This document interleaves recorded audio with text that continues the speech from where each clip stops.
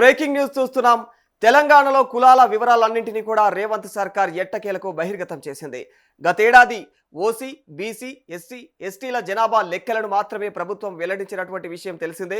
అయితే 2011 జనాభా లెక్కల ప్రకారం నియోజకవర్గాల పునర్విభజన చేపడతామని చెప్పేసి కేంద్ర ప్రభుత్వం ప్రకటించిన నేపథ్యంలో తెలంగాణ ప్రభుత్వం బుధవారం రాత్రి హడావుడిగా రాష్ట్రంలో ప్రతి కులం జనాభా ఎంతో స్పష్టంగా తెలిపే సమాచారాన్ని అయితే వెల్లడించింది.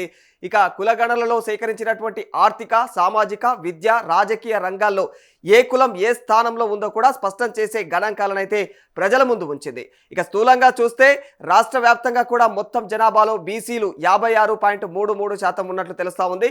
ఇందులో 10.08% వెనుకబడినటువంటి ముస్లింలు ఉన్నారు. ఇక ఎస్సీలు అయితే 17.43%, ఎస్టీలు 10.45%, ఓసీలు 15.79% అయితే ఉన్నట్లు తెలిపింది. ఇక ఓసీల్లో జనాభా పరంగా అయితే రెడ్లదే అగ్రస్థానం ఉన్నట్లుగా కూడా తెలిపింది. ఇక ఓసీల్లో అయితే వారు 30.47% ఉన్నట్లు తెలుస్తోంది. తర్వాతి స్థానంలో ఓసీ ముస్లింలు 11.08 ఉండగా వైశ్యులు 9.07%, కమ్మవారు 6.56% ఉన్నారు. మరి బ్రాహ్మణులు 5.98%, వెలమలు 2.56% ఉన్నారు. కాగా కులం పేరు వెల్లడించని వారైతే ఓసీల్లో 21.49% ఉండటం అయితే విశేషమని చెప్పుకోవాలి. ఇక వీరు మొత్తంగా కూడా 12 లక్షల పైచిలుకు ఉన్నట్లయితే నివేదిక పేర్కొంది. ఇక విద్య, ఉద్యోగాలు, భూములు, ఇల్లు, కార్లు ఇలాంటి వాటిల్లో అయితే అగ్ర కులాల వారే ముందుగా ఉన్నట్లు తెలుస్తా ఉంది. మరి వీరిలో అయితే భూములు అత్యధికంగా రెడ్ల చేతుల్లోనే ఉన్నట్లు తెలుస్తోంది. ఆ తరువాత వరుసగా అయితే యాదవ, లంబాడ, బుద్ధిరాజు, మాదిగ, మున్నూరు కాపులు అత్యధిక భూములు కలిగి ఉన్నట్లు చెప్పింది.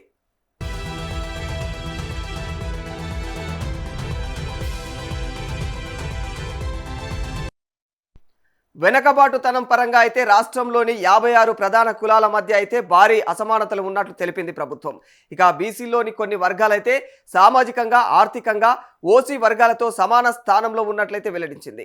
రాష్ట్ర వెనుకబాటుతనం సగటుతో పోలిస్తే ఎస్సీ, క్రైస్తవులు, ఇక కంసాలీలు మెరుగైనటువంటి స్థానంలో ఉన్నట్టు చెప్పింది. ఇక కాగా కులాంతర వివాహాలు చేసుకుంటున్న వారు కూడా అన్ని కులాల్లోనూ పెరుగుతూ ఉన్న వైనం కనిపిస్తూ ఉంది. మరి ఈ వివరాలన్నింటినీ కూడా రాష్ట్ర మంత్రులు పొన్నం ప్రభాకర్, ఇక వాకిటి శ్రీహరి, రాష్ట్ర ప్రభుత్వ ప్రధాన కార్యదర్శి రామకృష్ణారావు బుధవారం అయితే విడుదల చేశారు. ఇక ప్రజలు ఈ యొక్క వివరాలను తెలుసుకోవాలంటే మాత్రం ఖచ్చితంగా DES-telangana.gov.in అనే వెబ్సైట్ నుంచి అయితే వీళ్ళు పొందవచ్చు అని చెప్పేసి కూడా పేర్కొన్నారు. ఇక దేశవ్యాప్తంగా కూడా కులగణన చేయడం అసాధ్యమని గతంలో మోదీ నేతృత్వంలోని కేంద్ర ప్రభుత్వం ప్రకటించిందని చెప్పేసి తెలంగాణ ప్రభుత్వం చేసినటువంటి దాన్ని ఏదైతే కేంద్ర ప్రభుత్వం మాట్లాడినటువంటి మాటకి తెలంగాణ ప్రభుత్వం చేసి చూపించిన తర్వాత ఇప్పుడు దేశవ్యాప్త కులగణన అయిష్టంగానైనా సిద్ధమైందని చెప్పేసి అయితే బీసీ సంక్షేమ శాఖ మంత్రి పొన్నం ప్రభాకర్ అయితే తెలియజేశారు. నేటి నుంచి కూడా పార్లమెంటు సమావేశాలు జరుగుతున్నందున ఇక తెలంగాణ కులగణనపై అయితే పార్లమెంటులో చర్చ జరగాలని చెప్పేసి ఇక ఈ వివరాలను కూడా ప్రజలకు అందుబాటులోకి తెచ్చామని చెప్పేసి అయితే మంత్రి పొన్నం తెలియజేశారు.